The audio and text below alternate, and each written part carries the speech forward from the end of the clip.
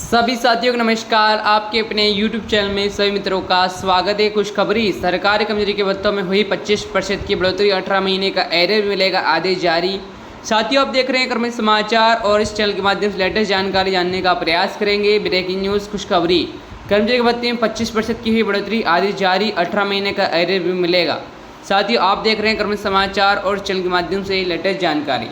यदि आप हमारे चैनल में पहली बार जुड़े हैं, यदि आपने अभी तक चैनल को सब्सक्राइब करने का प्रयास नहीं किया है तो चैनल को सब्सक्राइब करें। अधिक जानकारी जानने के लिए सरकार की वेबसाइट के माध्यम से जुड़ सकते हैं। केंद्र का जो भारत सरकार की बड़ी राहत दी, महंगा भत्ता 50% पहुंचने के बाद अब लोकेशन अलाउंस सहित अन्य विशेष भत्तों को भी 25% की वृद्धि लागू कर दी गई है। सरकार का यह फैसला उन कर्मचारी के लिए बेहद ही फायदेमंद साबित होगा जो देश के दुर्गम और कठिन इलाकों में कार्य कर रहे हैं।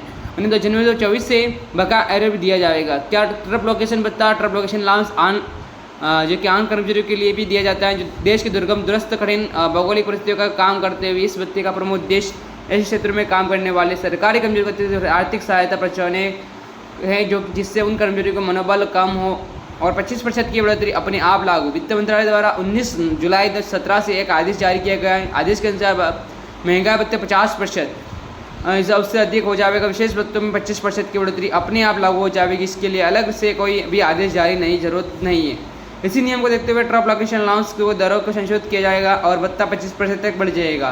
1 जनवरी 2024 से नई दरें लागू। जनित दर इस वृद्धि से आदेश हालांकि अब जारी हुआ लेकिन इसका लाभ 1 जनवरी 2024 से मिलेगा। इसका सीधा मतलब है कि कर्मचारी को लगभग 1.5 साल का एरियर भी मिलना और यह राशि कर्मचारियों को एक मुश्त अंक के खातों में भेज जाएगी। अन्य भत्तों पर भी बढ़ेगा इसका असर।